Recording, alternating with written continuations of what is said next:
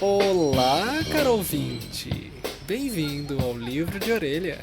Hoje eu vou ler para vocês uma história chamada O Rei Roberto. Roberto era um rei velho e carcomido que governava um pequeno país chamado Zenóbia. O lugar era particularmente conhecido pelos seus perspicazes cavalos. Essa qualidade é atribuída pelo próprio rei Roberto, que percebeu ainda na juventude que seus companheiros quadrúpedes comiam sempre uma quantidade de cenouras equivalente a um número primo, nenhuma mais, nenhuma menos. A constatação do hábito dos equinos deixou o rei tão encafifado que ele achou sensato eleger um ministro para dar continuidade a tal pesquisa, uma vez que o próprio rei Roberto, na condição de rei, não poderia se dedicar totalmente ao desenvolvimento de tão particular ciência. Durante toda a existência do Ministério de Pesquisa dos Hábitos Alimentares dos Cavalos Reais, o setor jamais sofreu nenhum corte de verbas, pois o rei Roberto acreditava ver fundamental importância naquele estudo. Outro fato que tornava Zenóbia um país tão conhecido era sua carência de água potável. O país se avizinhava de um deserto e o castelo havia sido astutamente construído nas proximidades da nascente do único rio da região.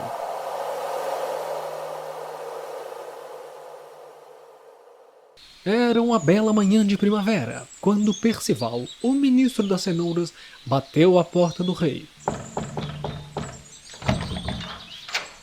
Vossa Alteza?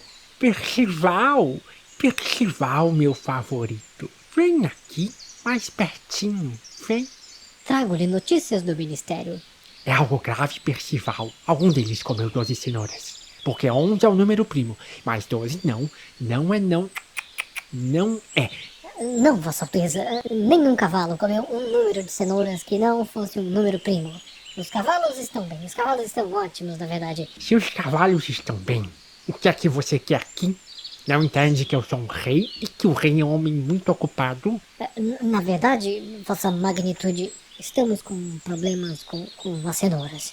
Com as cenouras? Elas não estão crescendo, pois a água do rio não chega até as plantações, Vossa Magnitude, por conta da barragem que o senhor mandou erguer para impedir que a água saísse do castelo.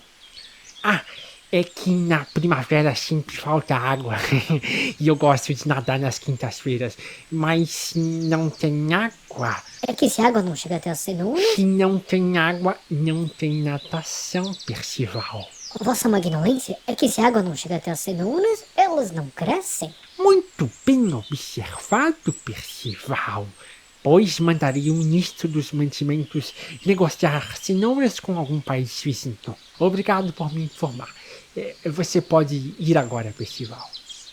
Vossa Majestade, há também um outro pequeno problema. Se os cavalinhos estão bem, não há problema. O povo está sem água. Se Vossa Alteza mantém a barragem fechada... Percival, estamos a uma semana do festival de montaria. Você não acha que já tenho problemas o suficiente para me preocupar? Você pode se retirar agora. Vai, pode ir. Continua indo. Isso. Chegado o grande dia do festival de montaria, o rei Roberto havia acordado alegre e saltitante antes mesmo do sol nascer. Era seu dia preferido do ano. Sua obsessão era tamanha que assinou um decreto real alterando o dia de seu próprio aniversário para a mesma data da festividade equina, tendo assim um argumento para estender a celebração por uma semana. A cidade toda estaria presente, como de praxe, mas o rei Roberto não sabia é que dos lados de fora do portão uma revolução se iniciava. Os camponeses estavam com sede. Munidos de enxadas e cabritos furiosos, a plebe se organizava para um motim. Rei Roberto chegou ao festival acompanhado de seus cavaleiros mais esbeltos. Dizia-se um apreciador técnico dos maxilares largos nos homens com mais de 1,80 m. Achou estranho o vazio do lugar, já que havia ordenado que distribuíssem camisetas grátis com estampas temáticas do festival, o que sempre garantia um sucesso de público. Olhou para o sol e confirmou que estava no horário certo. foi quando um súbito vislumbre lhe tomou os pensamentos. Talvez todos fora do círculo de nobreza da pequena Zenóbia tenham sido acometidos por um surto que fez com que trocassem o dia pela noite. Diante dessa conclusão lógica, ordenou ao seu séquito que marchassem de volta ao castelo, onde colocaria sua coroa de ficar em casa e sentaria no trono para assim tomar as decisões mais adequadas.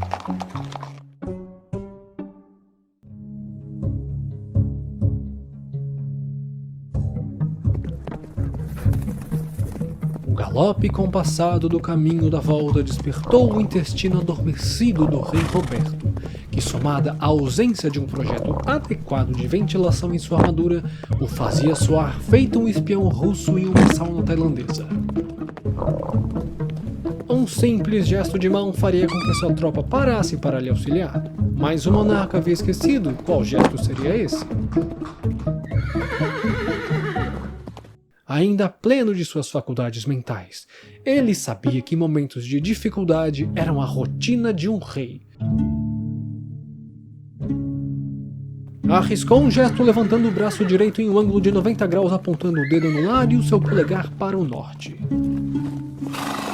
Ao verem tal sinal, os cavaleiros se dispersaram em uma manobra tática, pois esse era o significado do gesto que o rei havia feito.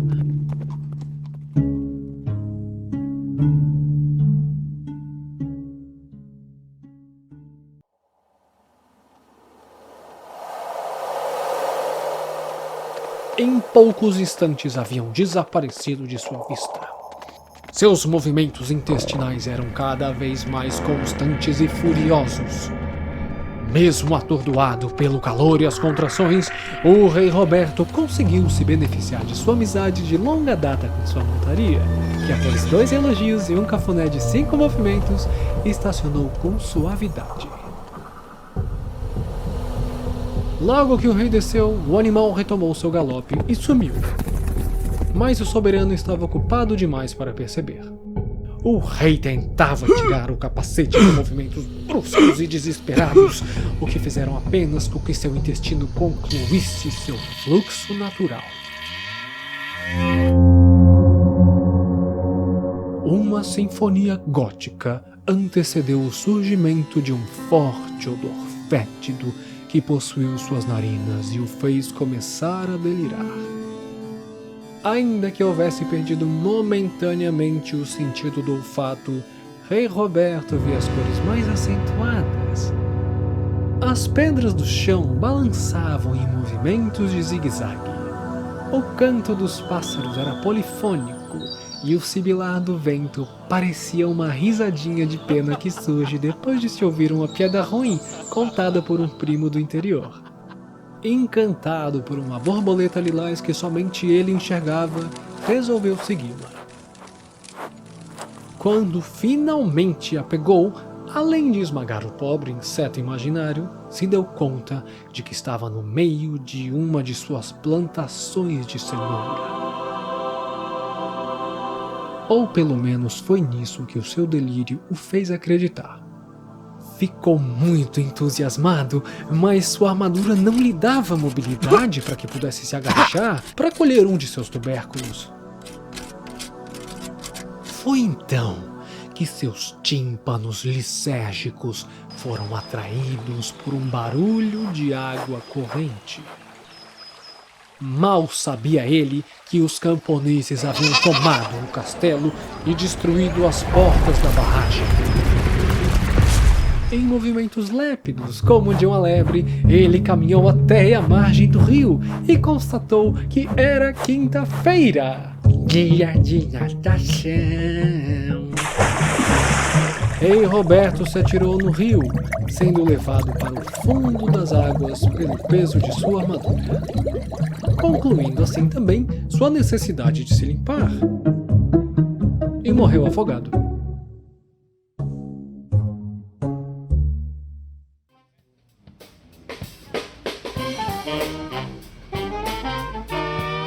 Esse episódio do Livro de Orelha foi escrito e narrado por Eduardo Karasiaki. Eu espero que você tenha gostado e também compreendido a lição.